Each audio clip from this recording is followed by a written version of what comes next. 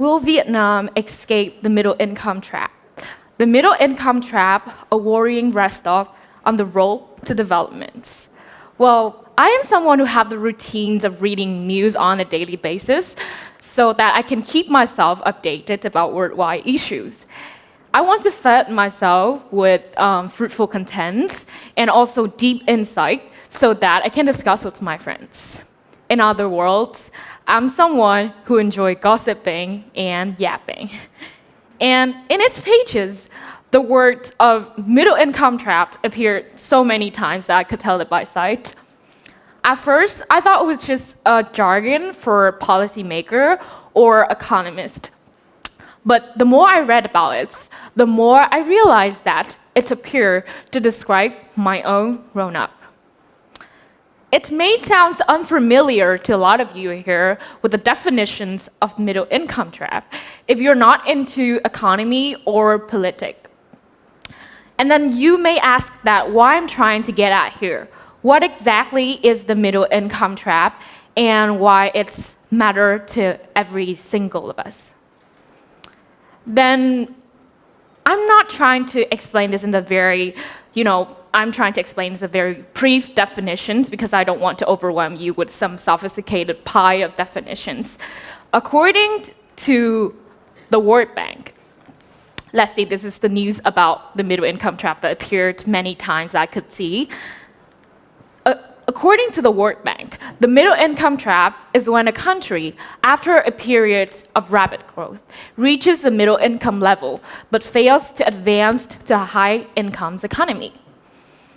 The reasons behind this is that the old engines are running out of steam, but the new drivers, including productivities, creativities, technologies, aren't yet strong enough to take over. The result of this is that the country was stuck in between, no longer poor, but not truly rich, not lagging behind, but not leading either. Those definitions would pretty remind me and help me to reflect on my own grown-up, and I want you guys to reflect these definitions on your own too.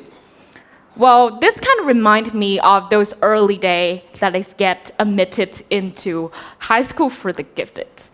The gifted sounds so cool, right? That word was pretty haunted me all of my life with the word gifted. And like everybody that's get admitted into this kind of school, we nurture the image of become somebody who is outstanding, somebody who's capable, and become the golden kid. But then these ambitions would immediately collapse after I immersed myself into the harsh academic environment at my school. And I feel drained by countless hours of studying, countless homework, and also competitive competitions that I have to compete. And at that time, discouragement set in, and naturally, I want to give up. I realized that I was not a genius warrior that born to fight in this battlefield. I feel isolated, I've lost the directions, and I know that I was not born to fit into those rigid exam paper. But I don't have enough courage to overcome and create anything different from my life. So at that time, like everybody at my school, I just followed the norm and naturally follow what was prescribed, the standard that was set in, and the remark I was given.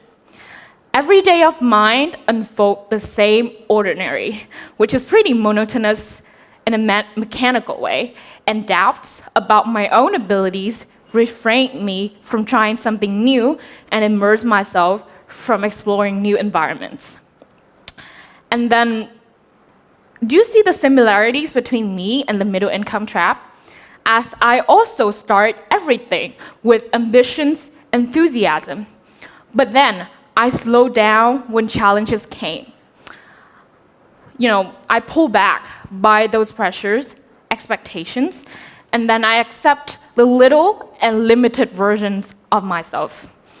And that's what I want to metaphorize for each of you. that there could be a psychological versions of the middle income trap that existing inside each of us. It's not just in the economic charge, but in the way that we think about ourselves. We always start everything with ambitions and enthusiasms. And at a certain point, when everything feels safe and we cannot walk no more, we will settle. We lose the competitive edge of boldness, risk-taking, and relentless learning. What is the scariest part of this?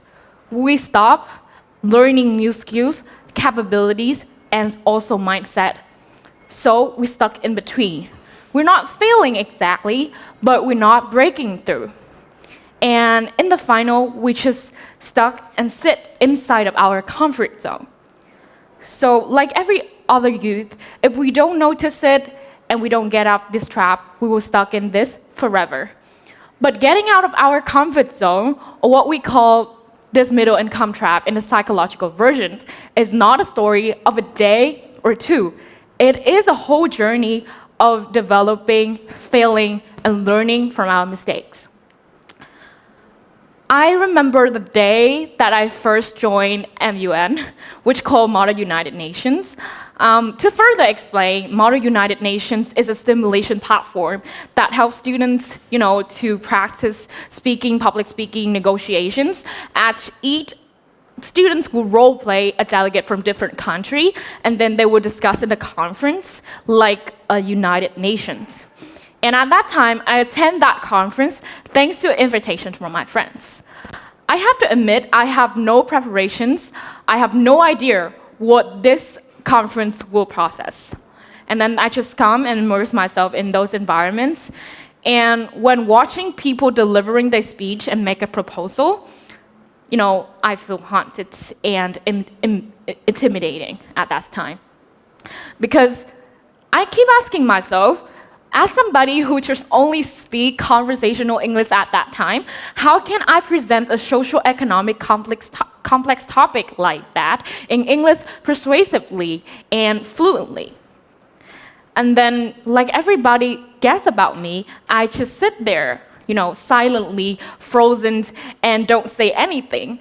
At the time that I see my peers stand up and they're delivering their speech the same at my age, I make comparisons with them and, feel resentful and bad about myself so much.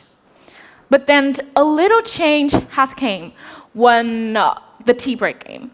And the chairs line me and encouraging notes for what I say during the conference, and she mentored me how to actually engage in those forums, raising speak, and also be more confident and trust myself.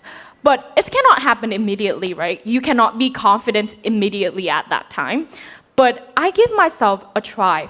I stand up, speaking haltingly at first, just a little frozen.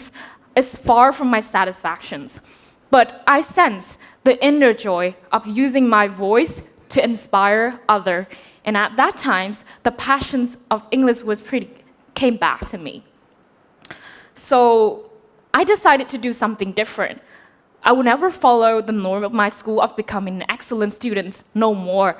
I will try to become someone that I feel happy with and to be confident and stand up in front of the people with no fear. Day by day, I push myself harder. I researched diligently about those topics. I practice speaking in front of the mirror in the most charismatic way. And I also attend more conferences to watch my growth.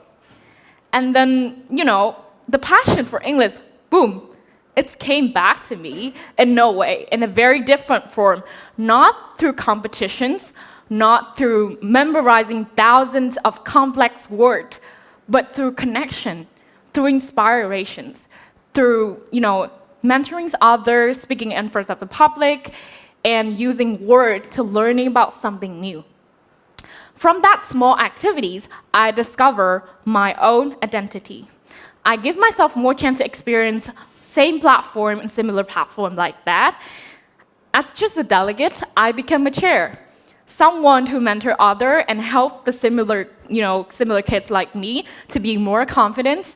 I became a leader, a secretary general, that I bring back those organizations back to my community so that the youth could find another way to learn and approach life. With all passions and efforts, I have initiated so many meaningful projects for me. I think that it's kind of meaningful, and I can also deliver my first TED Talk at the age of 17. And as you see, I represent Vietnamese students, one of the 14 Vietnamese students to go to the United States on a youth leadership programs. Was pretty proud of me. Everything would start with, raw knowledge, with not any confidence, imperfect, but with the courage to step forwards. And I realized that the traditional education is not fully fit everybody. Award, achievements is not the only measurements of somebody's worth. I don't deliver this speech to criticize or condemn the education that I went through, but to show you that there are more of way to grow and to shine. My comfort zone would being the stereotype of an excellent student in the gifted school. The satisfactions of follow other definitions, achievements, and also pressure and expectations. But then, I've come to the understanding that self-discovery has never been an easy journey. Some people, they live a miraculous life full of wonder and experience, while others, they spend their whole life regretting the things that they don't do and don't dare to try. So, there's more than one way to contribute to this life and shine in your own way. For me, I guess that all this would be about new mindset that dare to step forward would be all things essentials that make you to make a difference. Today, Vietnam are standing as historic crossroads. Cities are expanding, economy is growing, and policy are paving new way forwards. The challenge for our youth is, are we ready, the young generations, ready to break through? I'm not talking about launching $1 billion of startup or technology startup or something. I'm talking about breaking free from the limits that we set for ourselves, breaking away from the mindset of good enough and safe is the best, breaking the habit of waiting for someone else to start first. I used to think that I'm lack of skills, lack of confidence, and capabilities. But then I realized the thing that was refraining me from doing and shining is the thing that is the fear of step out of my comfort zone. That trap is existing there quietly. We are grown up inside the same mold. We speak in the expected way. We learn in the expected path. And then we choose stability over discovery. We dream modestly because we scare the cost and the price of courage. And, if everybody just followed the same way, there will never be success and become their own version of themselves. I realize that because our country now is on the era of rising, not slowly, but powerfully, asking our youth not just only to dream, but dare to act. So I want each of yourself, if you're feeling not all right with the path that you're follow and the definitions that others impose on you, it's time for you to ask and listen to yourself from the smallest acts. Because the change that you make today can be a light for a breakthrough future. You can be the torch for others' ways as well. Don't let those trapped to define who you are, to dictate your future. Let's ignite the future of your own. I'm Nhi. Thank you for your listening.